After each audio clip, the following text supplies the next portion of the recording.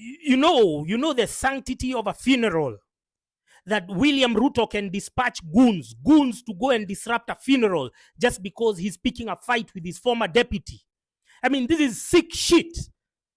This is the sickest shit I've ever seen. I mean, now you understand how William Ruto was able to rationalize the death of people in a church by burning it in Kiambaa during the 2007 post-election violence.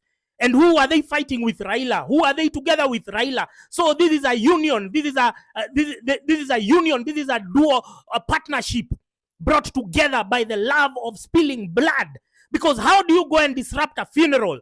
There are very many ways to send your message. But how do you disrupt a funeral? Come on, man. What's wrong with you? What's gotten into your head, Ruto? We know you're fucked in the head, but we didn't know that your depravity, we didn't know that you've sunk this low that you can go and disrupt a funeral. What ails you, man? Your thirst for power. You are given power on a silver platter. You didn't do anything. Every morning you just wake up, issuing cheap threats, empty rhetoric. You just go here, opening phantom projects. People get tired and they say they want you to go. You're listening to IMF and World Bank. They tell you no, do this, do that. The people tell you no. So why are you coming? Why are you unleashing? Why are you venting your anger?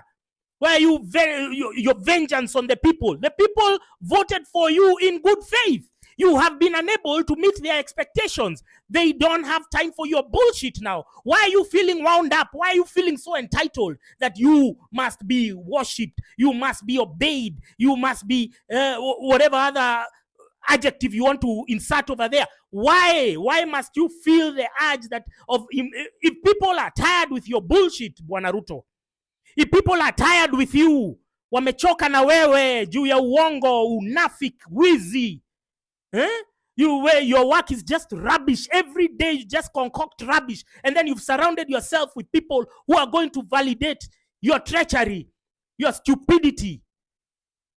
A funeral, come on, man. A funeral. That's why I'm saying the church number one. You've seen what this person is doing. Funerals are your activities where you participate. This is a send-off. This is run by the church. This person is sending a message to you people of the church.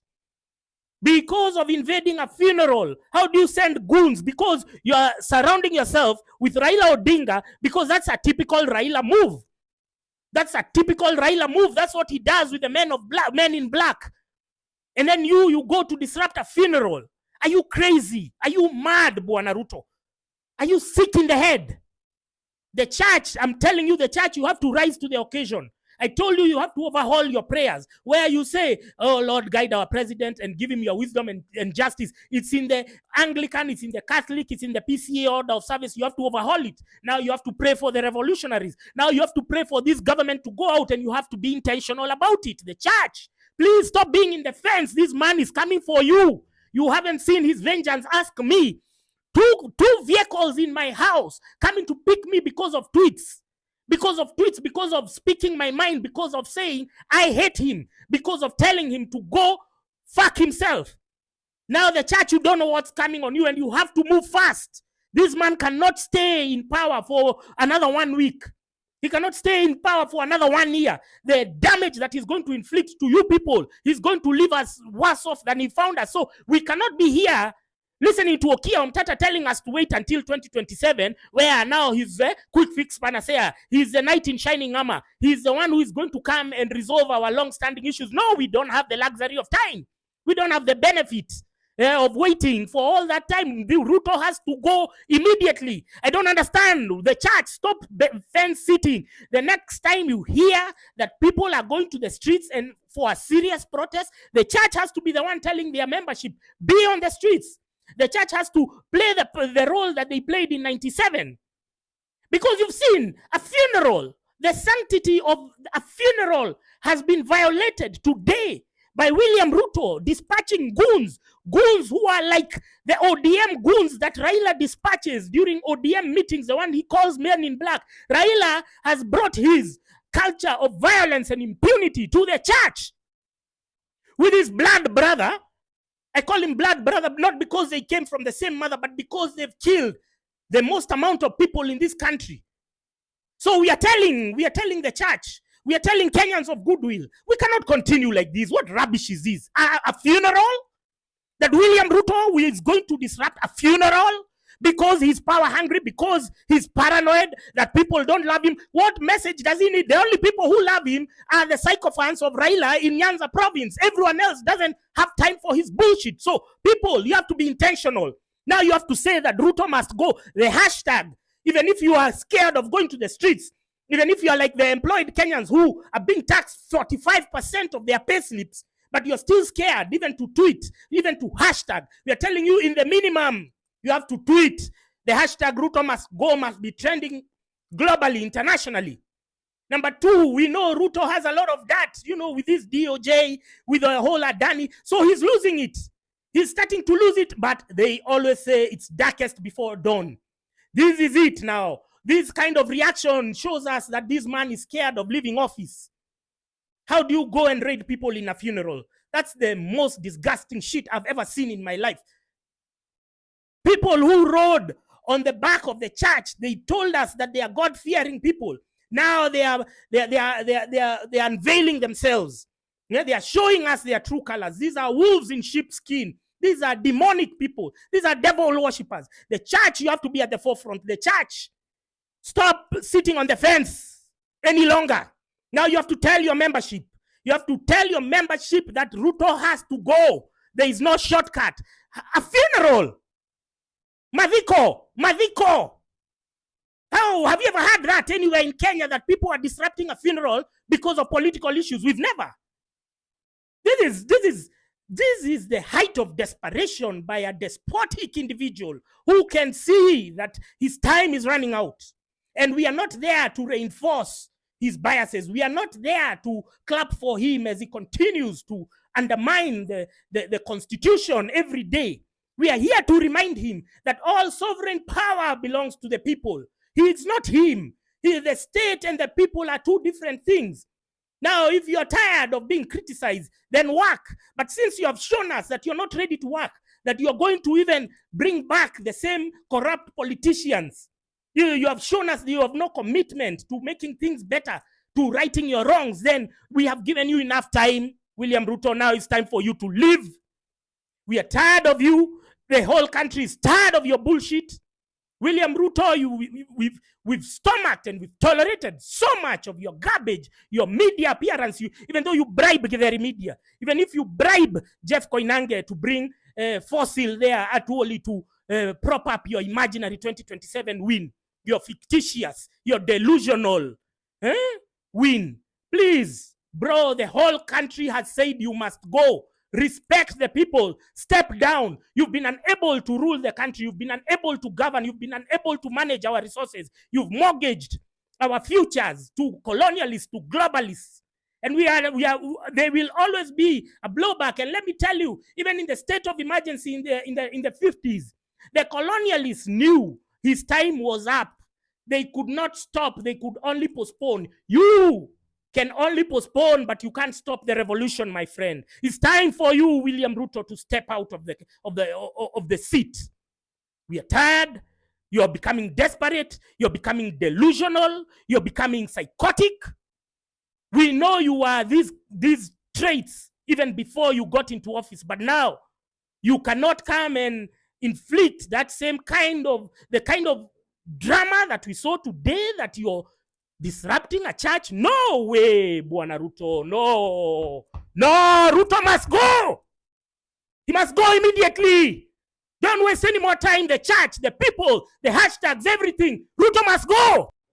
Angry Francis Gaitho has come out to attack President William Ruto and faulting his alliance with Raila Amolo Odinga. Francis Gaitho was very furious in relation to the incident which happened with Mr. Rigathi Gachagua. He has strongly condemned what happened between Raila Amolo Odinga and President William Ruto, citing that this alliance is alliance which comes together for individual benefit. And he says that President Ruto has been walking around the country, not listening to people rather than opening phantom projects across the Republic of Kenya. Of course, we have seen a lot of projects which were being launched by President William Ruto, especially when he was a deputy. But at the moment, we have not seen him launch any project except the Talanta Stadium in Nairobi, which is being worked on because of the AFCON 2027 program. But not every person is happy with what is happening in the current administration. We have seen a lot of display of opulence where politicians feel they are entitled, they are displaying their wealthy watches worth millions of money, some even worth up to whopping 20 million. And allegedly, some of this money which they are using to display of opulence normally comes from CDF and all other those kitty which are associated with these electrical seeds. We have seen even President William Ruto being faulted for celebrating that Tanzania has overtook Kenya to become a leading business destination in East Africa, and a win is a win for East Africa. However, Kenyans are very furious that they are losing jobs right, left and center because of an issue like this. And apart from that, many Kenyans are decrying that the problem which are happening in Kenya need to be solved, from fake fertilizer which was being sold to Kenyans, something which really became very heated in the Republic of Kenya. We have seen even our national teams being stuck at the airport because of lacking money to go out in other foreign countries for participation. We have seen many things happen. We have seen multi-million worth of roads stalled across the country, and that's some of the things which the people are blaming President William Ruto for. However, at the moment, we have seen that the alliance between Raila Amolo Odinga and President William Ruto was being faulted by many, citing that these two people took the efforts of the Gen Z who came out strongly to the streets of Kenya to demonstrate, citing for good governance and crying for good governance. But Raila Amolo Odinga and President William Ruto are being asked that they took the efforts of the Gen Z who died, who were beaten by police, who were amputated, who took their time to fight for a revolution in the Republic of Kenya by trying to down the finance bill which was backed by the West.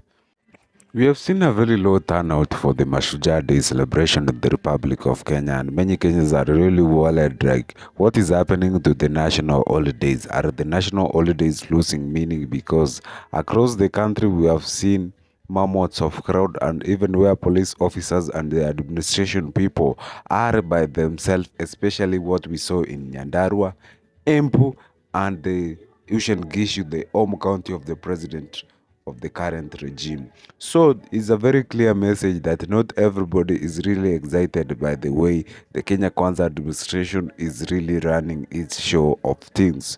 Many Kenyans crying that life is becoming harder and harder each day goes by. As of the moment, Kenyans need to wake up and really wish the government to work for the next 2 years in a better way than they have done in the past 2 years, because we have seen lots of industry vacate the Kenyan space, and that's spelling lots of unemployment. We have not even seen constructions going on around except for the affordable housing project which is being spearheaded by the current president William Ruto. However, many Kenyans feel like they don't need to be built houses, they can do it for themselves. This introduction of the housing bill came in 2023 finance bill, and many Kenyans were opposed to it, but they later accepted that fate. We have seen the government construct a lot of houses, especially right now the houses in Mukuru and Jenga are ready for occupation or being bought by people. People who have registered for these houses are going to get entry into it. So still, there is very much need for housing, and according to the CS Lands and Housing, that is CS Hal Swahome, he said that the demand is so high than the supply. So we're still going to expect the need for houses in the coming days.